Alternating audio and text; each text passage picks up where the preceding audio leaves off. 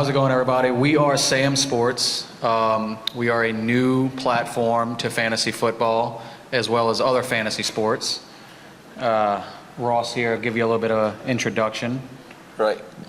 So our major goal here is we want to give our users the most realistic GM experience. Not only the good things about it, but also the headaches when it comes to being an NFL GM. All right. So our leagues, and they're copycats of the NFL. You're going to see 32 team leagues, 53-man rosters. You're going to have to pick your non-actives each week. Not only that, you could have up to 16 players on your practice squad. You could protect 4 of those. It's all draft-based. And that's kind of been, when we set out to start this, the guys who were looking for this to be built kind of came to me and they said, you know, the one thing we don't want to do is we don't want another sleeper. We don't want another Yahoo. We want something that's completely different. And to give you a little background on them, they're big, they are European, but they grew up in the States. They came to school here. They all have favorite NFL teams that they root for, even from the other side of the world. But they're also big soccer guys, or football to them. And they're all huge Football Manager fans. And I don't know if you guys are familiar with that game, but it's very specific. You have to know, you don't have to know soccer to be good at it, but for the long and short of it, you need to know the ins and outs of running a team to be successful with it. You know, so, and that has been our goal when it comes to this is, like I said, offering as realistic as experience as we can. And the start was, how we really set out to be different was our scoring system. And it's very unique, to say the least, all right? Our SAM metric is what we call it, and basically what we do is we take the NFL's franchise tag and we base that for our scoring system. So we have what we call as a full-scale score for every individual stat. So if your quarterback is traditionally the highest paid in the NFL when it comes to franchise tags, they receive 100% of that scale. The next is usually a linebacker or a wide receiver. It kind of bounces back and forth after 3 or 4 years.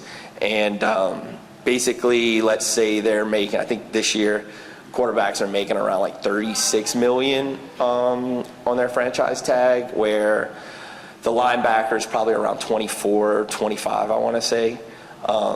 So basically what it is whatever percentage the linebacker is of that quarterback percentage, that's the percentage that that position would receive for their scoring. And the reason we do that is because we've noticed that with this system, our rookie drafts, our startup drafts, they look a lot more like the actual NFL draft instead of a fantasy draft. Because when you think of a traditional fantasy draft, you're going to see the running backs go really high usually. Well, based on how the NFL values them and the way we value them, your running backs are not going to be valued very high, based because that's how the NFL values them, and that's how our system's built. We also have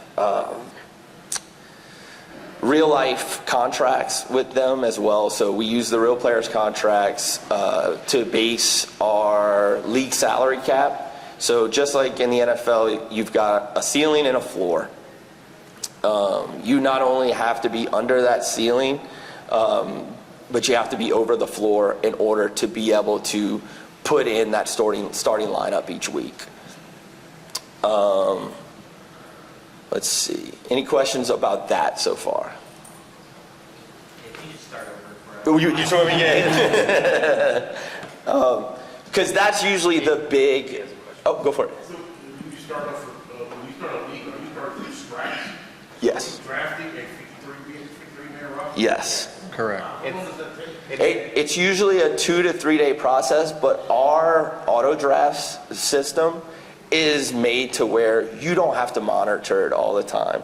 Not only can you pick, say, position value, but you can also say what we have is a feature called the blacklist. And basically, based on a player that you deem, I don't want him on my team. Like, let's say his cap hit's too high, and I just don't want to eat up this much of my team's salary cap this year with this guy. So you can blacklist him, and let's say you got to run off and do something. The auto draft feature will not draft that player for you. And that's kind of how we've tried to accommodate these marathon drafts, as we call them. All right. Like we said, 53-man rosters. Not only that, but you've got to start offensive linemen. And everybody I like to ask, how do we do our offensive line scoring? Because it is a very hard thing to, I guess, because a lot of our APIs, they don't feed into, whether it was a pancake block or anything like that. So what we've done is we've kind of turned it into like an old school traditional team defense when it comes to like traditional fantasy.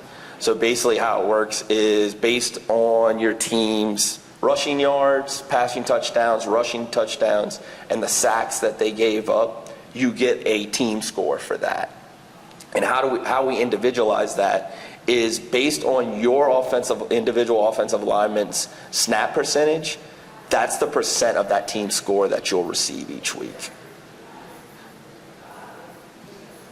We also have a really cool feature, which is backup quarterbacks, because in a 32-man league, straight up, you only have 32 quarterbacks. But we've incentivized tying that backup quarterback to the quarterback that you own so much, because our system, what it does is each week it goes, all right, the user put this player in as a starter. Did that quarterback play over 35 snaps? And if the answer is yes, then automatically you're getting that player's score no matter what it was. But let's say Aaron Rodgers 4 plays in, first game of the season. Aaron Rodgers 4 plays in on Monday Night Football. That happens. But you own Zach Wilson. All right, so our system's going to say, okay, their starter, he only played 4 plays. All right, now we're going to look at the backup score. And if you own Zach Wilson and his score was higher than the 4 plays that Aaron Rodgers had, you're going to get that backup score. But it is full team starts every week, 22 plus punter and kicker. I know he touched on offensive linemen, but it's on the defensive side of the ball as well. You have, as you can see on the screen, every position available to start. We have different formations that you can choose from to allocate to your offense or your defense weekly based on your personnel and roster construction. If you are more depth at linebacker, and that's where you have guys that are scoring more on a weekly average than, let's say, defensive backs, maybe it behooves you to run a 4-3 defense instead of a 4-2-5. This is allowing players to be strategic in different ways. Since it is so intricate and in-depth and complex to have roster sizes this big, we found that that's really helpful. We have different league types as well. If you want to talk a little bit about that, Max. Yeah, so we got our free leagues if you just wanted to give it a try, get your feet wet, see how you like everything. But then we also have our pro leagues. Those are going to be a little bit more of the competitive leagues where you're actually paying money to get in there. $25 buy-in on that side of things, and then there's also a league safe link on there for $25 as well in order to contribute to the prize pool there. But all in all, with the leagues, you're going to have a GM rating ultimately. And the main goal is to really get up to one of our ultimate leagues, which is going to be, quote unquote, like mimicking like a professional franchise, We do have investors on the platform that have purchased teams in the ultimate leagues, and they hire GMs in order to run their team. For them, it's just an investment, and they're hiring GMs to run their team, and that GM gets a percentage of the prize pool. But ultimately, those lower leagues, based on how you perform in there and get your GM rating and whatnot, those professional franchises can also take a look at your GM rating, and they'll actually have basically a pool of GMs to choose from. Because I don't know if you've ever, ran or been in a dynasty league or just a fantasy football league, and you'll get a random owner that goes in there, acts like he knows what he's doing, and can ruin a team, make some bad trades. It's just some guy you found on, a forum or whatnot. Here you'll actually have like a solidified pool of GM ratings, so you can see how someone's done on our platform and performed on that side of things. So ultimately, you want to build yourself up in order to get into that ultimate league there. And I'll let you piggyback a little bit more off that. Another thing you can see here is your league SAM points. And up here in the corner. So our SAM points are basically our in-game currency. And this is another thing to, like Max is saying, to how we're trying to police that I'm just going to go in, I had a bad draft, and what's the next move that traditionally happens? I'm going to sell everything off, I'm going to collect all these draft picks, and I'm going to try and rebuild my team. That's great in fantasy, but let's put it into the real world. Let's be honest. If you were a GM of a professional football team and you did that, you wouldn't be the GM making those picks, because they'd fire you and the guy that they hire would make all those picks for you. So our goal here is to create this economy that inside the game that says, okay, I need to manage a return each week on my SAM points. And I'll tell you about the return here in a second. But I have to be able to keep my franchise above water. If I start going down, then I'm going to be struggling. I'm not going to be able to pay for my rookies. I'm not going to be able to pick up free agents during the off season. Free agents weekly. And the big ploy on how we do that is our stadium. And our stadium is our weekly reward system. So basically, not only are we trying to put you in the GM seat, we're going to put you in the owner's seat a little bit as well. You start with a basic stadium with a 60,000 capacity.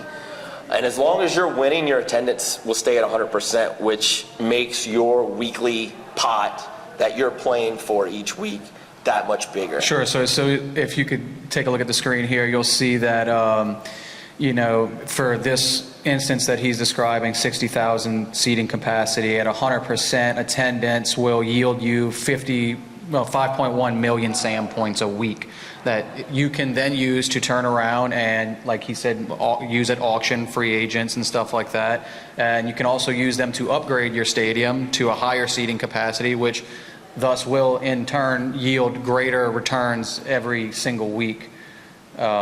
If you do poorly, you will see your attendance go down and you will make less money. This is a way that we try to keep people honest in the sense of having to keep virtual fan bases happy.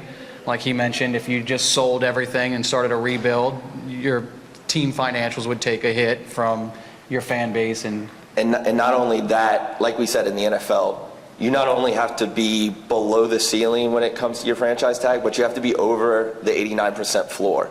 So if you go and sell a bunch of contracts and you're now paying league minimum guys, you're not going to be over that floor. You're not going to be able to set a roster each week. So you have to think about all of these options. And like I said, we're not only trying to give you all the fun parts of being an NFL GM, we also are trying to give you the headaches. So I would say next we could speak about a little bit how to join the platform.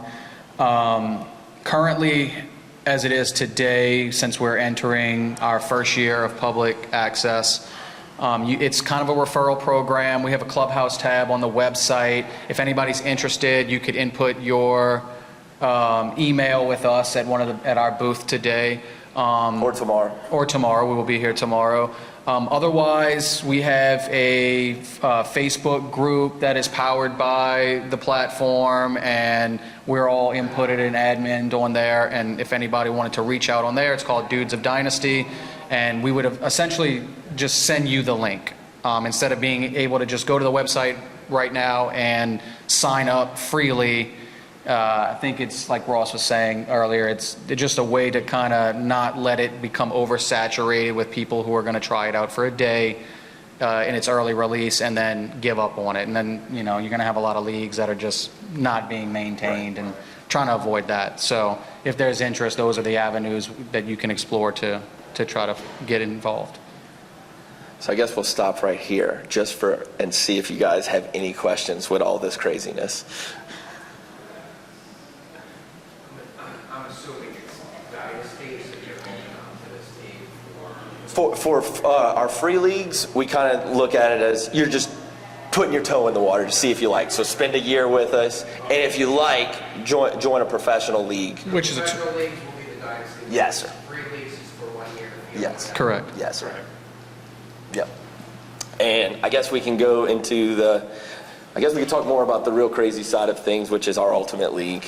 And basically what that is like Max said, it's us trying to create a professional fantasy football league. And what we're trying to do is we're trying to find people who are content creators, podcasters, Industry people. And basically, these are the ones that we want to own, these 32 teams, because once these 32 teams sell, that's it. There's only 32 of them. If somebody in the future wants to purchase one of these teams, you'll have to do it not through us, but from one of the owners of those teams.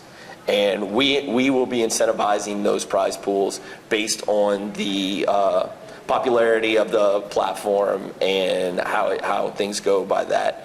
And not only that, creating partnerships to also incentivize those prize pools to where they are as massive as we can make them. Yeah, that's where the real money is going to be found, is in that pro league, and that's the size of it is what we want to build out to where, you could sustain those kind of prize pools. Yeah. So, say you're in a pro league for like 3 years, and the person's like, I don't want to do this anymore.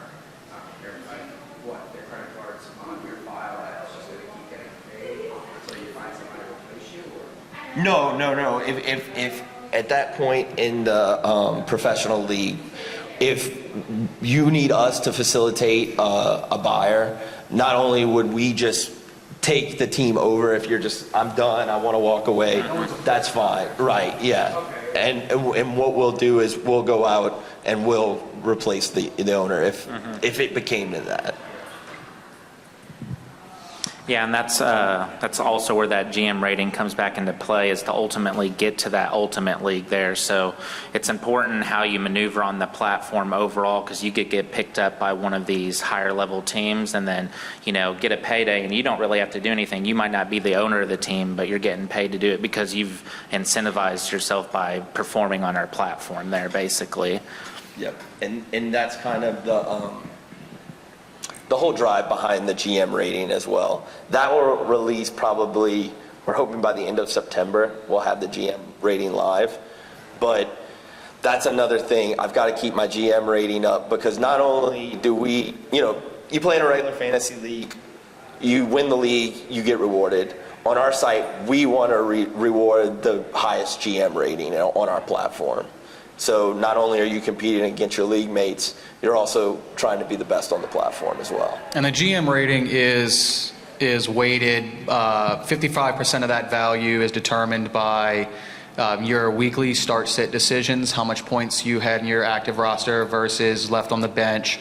The other 45% is just your overall team's average scores, just your ability to field a roster that will perform well week in and week out. For sure. And then I know our scoring system can seem a little bit different, but what we try to do is mimic real world scores. So a final for the week might be 35-27, and we're going by it based off that franchise tag as well. But yeah, just unique on that side. I know you probably have a little bit more on the scoring system overall. Yeah, and like we said, that's our biggest knock so far has been like, wait, my running back only scores what? And it's like, yeah, I know it's a hard pill to swallow because we're so conditioned in fantasy to see these high scores outputted by your McCaffreys and everything else. But I'll say this. The way the NFL values the running back position is the same way we value it, because your guys who can do it all, of course, they're more valuable in fantasy, so of course they're going to be more valuable with us. But that's how we incentivize our receivers to be where they're at. It's because their receiving stats are worth so much. We're also working on a trade calculator as well for someone that, may want to step in, might be a little overwhelmed. We are developing that trade calculator as well. So we'll have that unique to our scoring system as well to make it a little bit easier on people that want to give it a shot. And to speak more to that trade calculator, all of our public leagues are commissioner free. So one way that we police trades and all of that is with the trade calculator. They have to be within a certain tolerance of value on either side of a trade before the algorithm will allow it to go through. Just like a Madden. Yeah. Otherwise, you'd have lopsided trading, and we don't. Nobody wants that in a fantasy league. And I'll touch a little bit more. And the trade calculator takes into account, a player's age, his snap percentages, the team that he's on. And the reason that the trade calculator takes that into account, like, why do we care what team he's on? Well, our leagues go all the way through the Super Bowl. And the way we do that is, so you'll play a 17-game regular season. With the stadium, you'll have home and away games. But what happens is when the playoffs start, when the NFL playoffs start, all the teams that you own on your roster that are on NFL teams, you get to hold those players. And basically you have a weekly draft that the draft pool is actually made up of from the players that are on NFL teams that are on teams in your league that didn't make the playoffs. So you're going to play all the way through the Super Bowl, and your championship game will be played during the Super Bowl as well, which is, I know it seems like, wow, that's a wild, crazy idea, but to actually have something that you've been die hard about all season and then have the Super Bowl and watch the Super Bowl and you're rooting for your guys, it's pretty awesome. Yeah, so to clarify a little more, so teams in your league that don't make the playoffs, the players on those rosters that are on NFL playoff teams will now go into a pool to be drafted by teams in your league that are in the playoffs. Once the season ends, those players are now returned back to your roster if you're the playoff team that didn't make the playoffs, etc. Essentially, all the way up to the Super Bowl, like Ross mentioned, the two teams that will face off in the championship week, their entire rosters will be made up of players from the Super Bowl, the teams in the Super Bowl, because those will be the only teams active and can achieve any kind of score. But it's like that throughout the entirety of the playoffs. Even when you lose out of the playoffs in week 1 or week 2, the remaining playoff players on playoff teams will return back to the pool to be drafted the next week by playoff teams. Right. And so the week after the wild card week, because now you're going to have two teams on bye, so it's their team, the players that they own that are on the playoff pool, they'll go back into the pool. But after that, if you make it past the wild card week, the players that you draft, you keep them all the way through the Super Bowl. So we've been doing this model for 3 years, and I was lucky enough to win the first year we did it. And it's just because I'm a New Orleans Saints fan, and I got to watch the Rams steal my shot at a Super Bowl. And I said, there's no way the NFL is going to allow them to do that without letting them go all the way to the Super Bowl. And it was a ploy, but I went on all my playoff drafts. I said, where's the Rams guys? All right, give me the Rams guys, give me the Rams guys, give me the Rams guys. And boy, did it pay off. I think I had the Stafford Cup stack in the first round, and it rode me all the way through the Super Bowl. But I know it's a lot, guys, and that's what these two like to call me, is the mad scientist. And if you guys have any questions, we could take some time and. So like in the NFL cycle right now, we're hearing a lot about, Brand IU, possibly in trade, everything else. So in the event that, let's say, the 49ers extend Brand IU in his contract, does that have any? Yes. It's updated in real time. So the contracts are updated at the first of every month. So whatever his cap hit will be, whether it changes for that year or not, you'll know his future, exactly. So, and that will change his value on our trade calculator later as well, because the higher you're paid, we kind of value the higher contracts as a hit more than a good thing, which a lot of people do, So I hope that kind of answered that. Yeah, no, it does. If that happens, I guess, does that mean like if your cap all of a sudden just shoots up? Yes, you're gonna have to make adjustments to your roster. Mid-season? Yes, you're gonna have to go make a trade yourself to get. Let's say it puts you over the cap. You're gonna have to make a trade to get back under, so where you can set your weekly roster. Okay. But so to- kind of what he was mentioning about that is a dynasty league. It's dynasty, but Yes. back to that real life. Yes. Right. Where those things are happening. But, yeah, right. It's being built as we speak, and we're hoping to have it done by next season. But don't hold me to that. It's just so sophisticated. So much going on. Yes. So it's like we built it because we knew it was so robust. We built it as a desktop product. So when you do, Max sets his roster, has set his roster. I do primarily on my phone, and I don't have an issue. You might have to do a little zoom in, zoom can show out. 'em. But I mean, on my tablet here, I mean, it fits perfectly fine on the tablet. So. We have a- The salary caps, do you guys still have the practice squads where it doesn't go against? No.